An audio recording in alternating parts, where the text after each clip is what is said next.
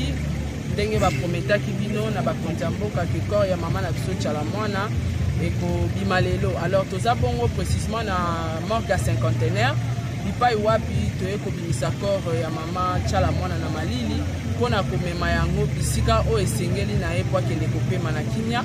Mes condoléances na famille artistique mobimba ya mboka na biso et puis na bandeko na ye nyonso famille biologique na ye mobali na ye na ba relation na ye na parti politique na ye mobimba ya PPRD. En tout cas mes condoléances. Naza bongonga morote toza na matanga mais zo senga tozwa mwa ba témoignage ya malamu pona mama tchala mwana.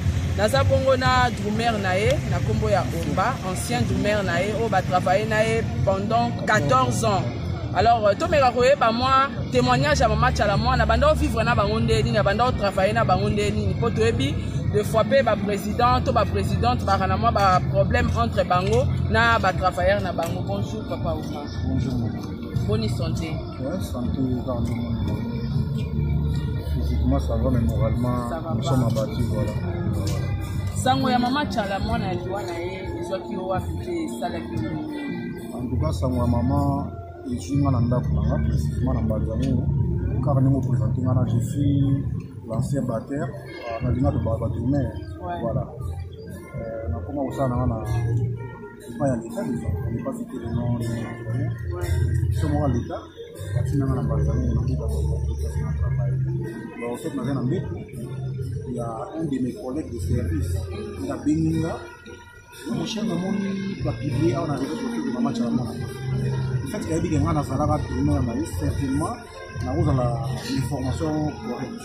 Alors, moi, il y a 5 heures du matin. C'est comme ça que j'ai téléphone dans l'actuel chef proteste de la tchala mwana. Bien, il n'y a pas de cas. Il y a des réseaux sociaux, camarades, moi, je suis un collègue, et puis, moi, je suis un réseaux sociaux, vraiment, ils ont les qualités et tout. Les gars n'ont vérifié. D'accord, nazo benga maman. Tant qu'on le benga maman, on va faire un numéro, on a benga maman.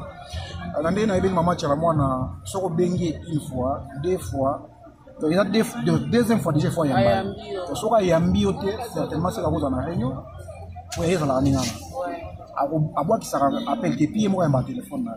Mais si c'était deux fois, trois fois mon téléphone m'a yambi. Là, on benga maintenant sur le carte de corps. Nani Kandiko. Il y a bien sûr oui, maman ça va malade, ça vient au petit moment, ça la maman. C'est quand tu es ça fait des jours, on ça va garder le corps parce que l'équipe ils équipent pas en rotation, voilà. Il y a des jours maman sur malaise avec le petit mais mon tour il va remplacer il y a dans en place c'était bien merci Loma, on a bien marqué. Là on a bien déjà quand il faut bon, nous avons vérifié là maintenant on a sur place. La vandi 30 minutes passées na yomona ya londa ko apinga na omba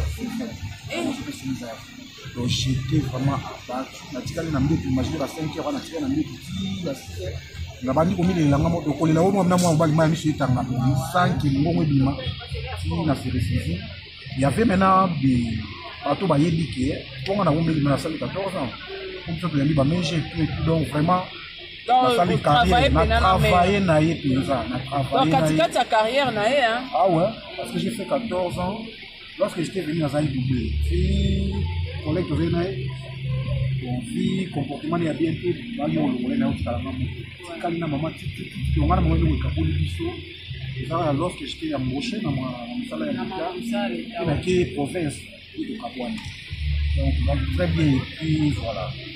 Alors, quels sont les mauvais, des bons souvenirs, meilleurs souvenirs pour garder et père maman pendant 14 ans travailler auprès d'eux? Bon souvenir, mais on touché à ce que moi je touché à la télé, maman est battue Valère. Maman tchala mwana, maman est battue Valère. Aïe baï ou pas. Quand tu te présentes devant elle, il y a un problème. Maman t'a un problème. À votre personne en tout. Au moins, il y a un bandit musique, il y a un bandala.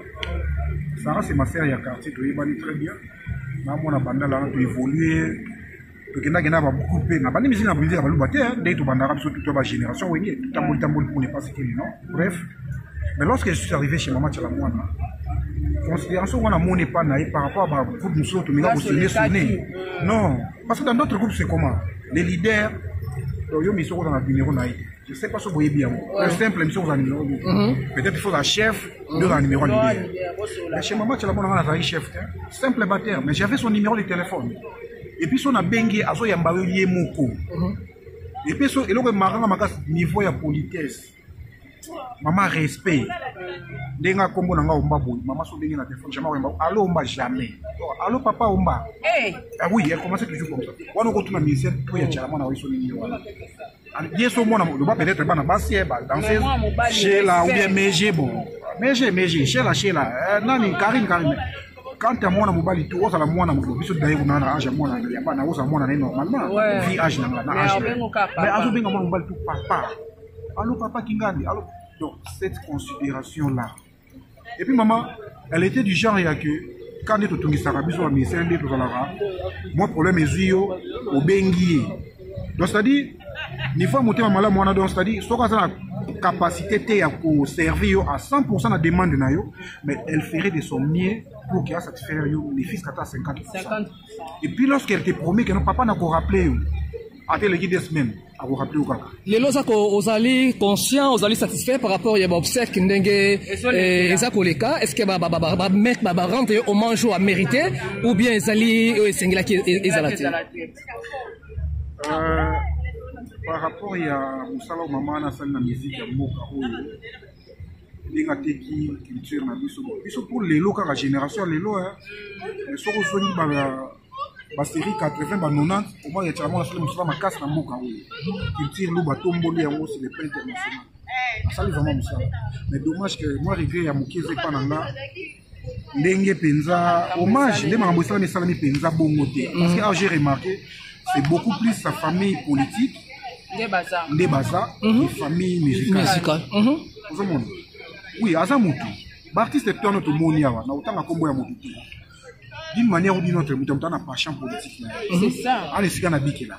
Ils appellent ambition à mutu na mutu. Ngai lelo na lobina mlo na zaki tourner à tela mona pendant 14 ans na groupe na. Mais lelo na zaki évoluer na musala ya leta. C'est-à-dire carrière ya mutu ya vie mutu mutu zaki évoluer za mena iba. Lobi peut-être na rosu beaucoup peut-être lobi na bin peut-être honorable quelque part. De ça parcours ya vie ya mutu. Et lobi te lokola ya pona ki clan politique moko boyende to meka ko ignorer ba valeur artistique na ye par rapport à musala c'est na mboko. De ce côté-là, je suis un peu déçu par rapport à hommage à comportement à la famille culturelle et puis doivent mener les macam. Normalement, l'artiste il fallait baser parce que ça où il y a bambou. Peu importe tendance politique mais elle reste quand même une artiste, une icône en boca légende. Pas seulement une légende. Donc, sans regret pour nous, absence d'artistes musiciens. Voilà, comme dans les jours à Koufaki, comme dans les jours Maman Chalamon à Koufaki, si l'obit aux alaïs kuna na Maïcha Park, bacheli par moi-même podium, attaque musicien mon côté. Mais nous avons remercié le président Félix Oisé quoi, voilà, ça qui a pris les deux filles. Voilà, le président Oisé quoi, vraiment, c'était un hommage à Sali. Et puis, nous avons remercié le groupe Azaïkouana, nous avons remercié le président Jussa. Et puis, nous avons groupe Moussou lesquels les Kakiana.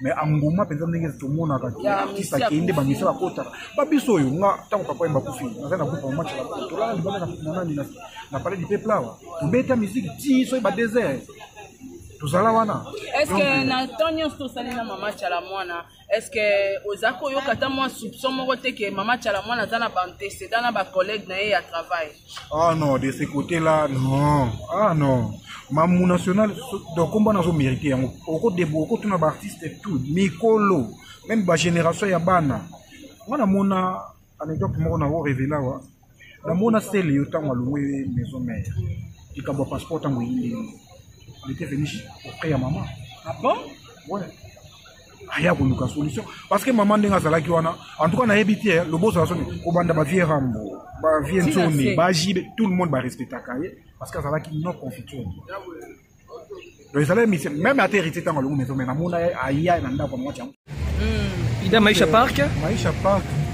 Déjà pendant la niveau il y a donc Maman Chalamwana ne muta créer Maïcha Park. Il muta créer idée na yé. C'est comme ça quand même on auprès ya ba elene tel que papa wemba wana ba camarade ne ba confier l'homme idée. Les bonnes va bien madiner système. Invité bango à proposer bango ba mona qui déjà c'est bon. Et ba dira qui na idée. Ça dit pour vous dire qu'elle était là toujours pour la localité. Elle était là jamais pour diviser. Elle était là pour nous soigner ça kaka. Il y a un bando partout.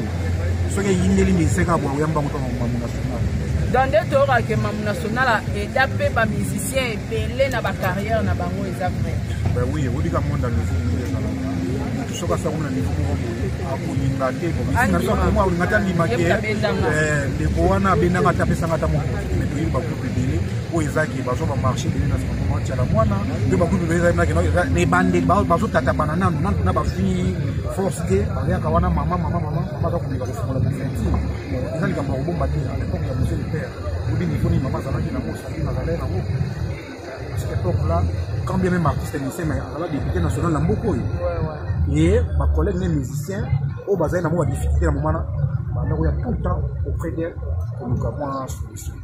Elle était tellement ouverte que on a au candidat de maté on a au tout par rapport à capacité na en tout cas merci beaucoup vraiment on a évité ce rosa na moi message moko ya suka ya ko adresser na groupe ya mama Chalamwana ndenge tikali ya ko adresser na ba musiciens nyonso bazolanda biso et puis ya ko adresser na parti politique na famille na vraiment on a pour mama Chalamwana ndenge tikali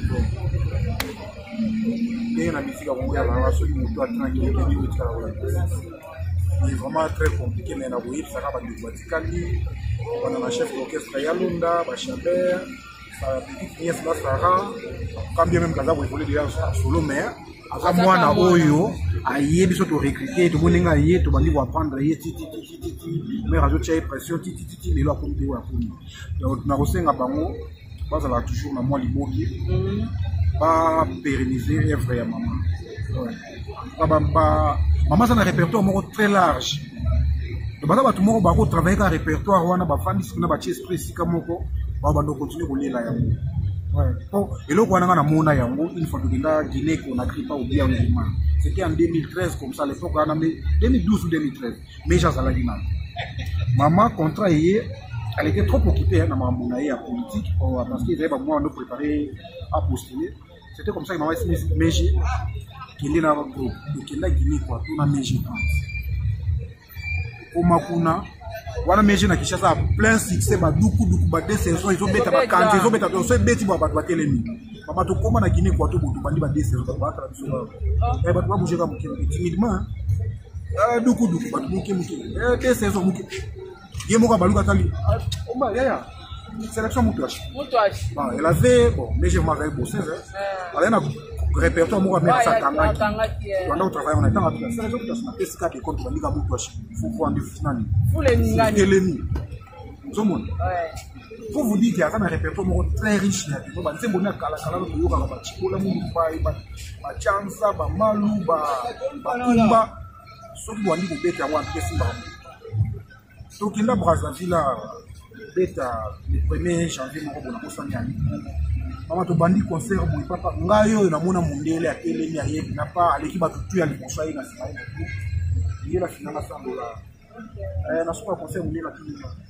en tout cas, j'aime votre style de musique. Mais la façon dont tu joues la batterie là, ça me dépasse, je ne maîtrise pas. Donc, tu as un mot de il y a un extra. Non, tu es fort. C'est comme ça qu'on appelle ça. Donc, ça veut pour vous dire que maman a un répertoire très riche, que Bandi Gousso va faire poser. Va continuer l'esprit à Bomoko, il y a Oué la Naté.